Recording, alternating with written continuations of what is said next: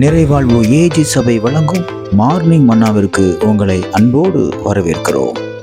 கர்த்தருடைய பரிசுத்த நாமம் மகிமைப்படுவதாக. இந்த நாளில் உங்களை சந்திப்பதிலே மிகுந்த சந்தோஷம். என கண்பான திரு பிள்ளைகளே, இன்றைக்கு கர்த்தர் அநேக காரியங்களை உங்களுக்கு அற்புதமாய் ஆச்சரியமாய் நடத்தி கொண்டிருக்கிறார். சில நேரத்துல நமக்கு இப்படி நடக்கிறது உண்டு. எப்படி தெரியுமா?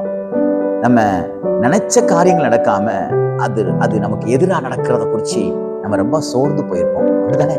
நம்ம நினைச்சோம் இந்த இப்படி நடந்தா நல்லா இருக்கும் அப்படிங்கும் போது அதை பார்க்கறதுக்கோ அதை ஜெயிக்கிறதுக்கோ அதுக்கு முன்னாடி நின்று போராடி அதை மேற்கொள்றதுக்கோ நமக்கு பலம் இல்லாம போயிடும். அப்போ நமக்குள்ள ஒரு பெரிய பயம் வந்துடும்.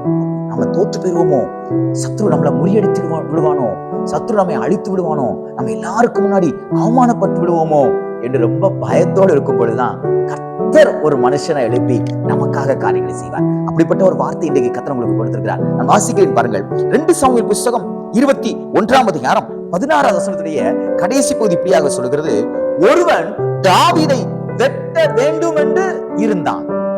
சரியான சம்பவம் என்ன தெரியுமா? ஒரு பெரிய யுத்தம் நடந்துகிட்டு இருக்குது. அந்த பேட்டல்ல, அந்த யுத்த களத்துல தாவீது யுத்தம் பண்ணிட்டு இருக்கிறான். யுத்தம் பண்ணிட்டு இருக்கும் பொழுது அவனுக்குள்ள ஒரு பெரிய சோர்வு வேதத்துல சொல்லப்பட்டிருக்கிறது.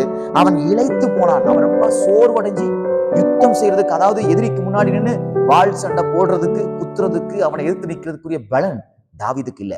அதை ஒருத்தன் கணக்கு பார்த்துட்டே இருக்கிறான். தாவீது ரொம்ப சோர்ந்து போயிருக்கான். இன்னைக்கு அவனை போட்டுடலாம், இன்னைக்கு அவனை கொன்றுடலாம், இன்னைக்கு அவனை வெட்டிடலாம்னு சொல்லி ஒருவன் வெட்டும்படியா தாவீதுக்கு நேரா வரான். எப்படி இருக்கும்னு யோசிச்சு பாருங்க. நம்ம தளர்ந்து போகும்போது, நம்ம சோர்ந்து போகும்போது நம்மளை தூக்கி விடுறதுக்கு ஆள் வரமாட்டான். நம்மளை கொட்டி கொட்டி கீழே உட்கார வைக்கிறதுக்கு வருவான். நம்மளை தளர்ந்து போயிருக்கும் போது நம்மளை ஆறுதல் படுத்த ஒருத்தவங்களும் வரமாட்டாங்க. பார்த்துருக்கீங்களா?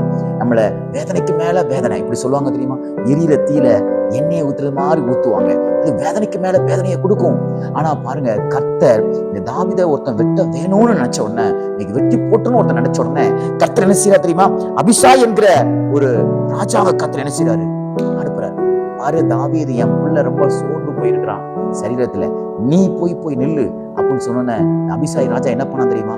தாவீதுக்கு முன்னாடி போய் நின்று எவன் வெட்டணும்னு நினைச்சானோ அவனை வெட்டி போட்டான். அன்பான தேவ பிள்ளைகளே, உங்ககிட்ட பலன் இல்லாம இருக்கலாம், உங்களோட பண பலம் இல்லாம இருக்கலாம், ஆள் பலம் இல்லாம இருக்கலாம், ஞானம் என்கிற பலம் இல்லாம இருக்கலாம், ஐஸ்வர்யம் என்கிற ஒன்று இல்லாமல் இருக்கலாம், பதவி என்கிற ஒரு பவர் இல்லாம இருக்கலாம். ஆனா கர்த்தர் ஒரு மனுஷனை, பவர் உள்ள மனுஷனை, ஒரு சக்தி வாய்ந்த மனுஷனை, பலனுள்ள மனுஷனை, ஞானமுள்ள ஒரு மனுஷனை நமக்கு முன்னாடி நிறுத்தி நமக்கு விரோதமா எவன் என்ன செய்ய நினைச்சானோ அதையெல்லாம் கர்த்தர் தவிடுபடியாக்கி ஒன்றுமில்லாமல் அழித்து போட அந்த ஞானத்தின் தேவன் அவர் வல்லமையுள்ளவராக இருக்கிறார். விசுவாசிக்கிறீங்களா? உங்களால முடியாது, என்னால முடியாது. ஆனா கர்த்தர் ஒரு மனுஷனை ஏற்படுத்தி, ஒரு மனுஷியை ஏற்படுத்தி உங்களுக்காக யுத்தங்களை செய்வார். விசுவாசத்தோடு காத்திருங்கள், சோர்ந்து போகாதீர்கள். உங்களுக்காக ஒரு மனுஷனை, பரிசுத்த ஆவியானவராகிய தெய்வத்தை அனுப்பி உங்களுக்காக கர்த்தர் யுத்தங்களை செய்வாராக. இந்த நாள் ஒரு வெற்றி நாளாக தேவன் மாற்றி கொடுப்பாராக. God bless.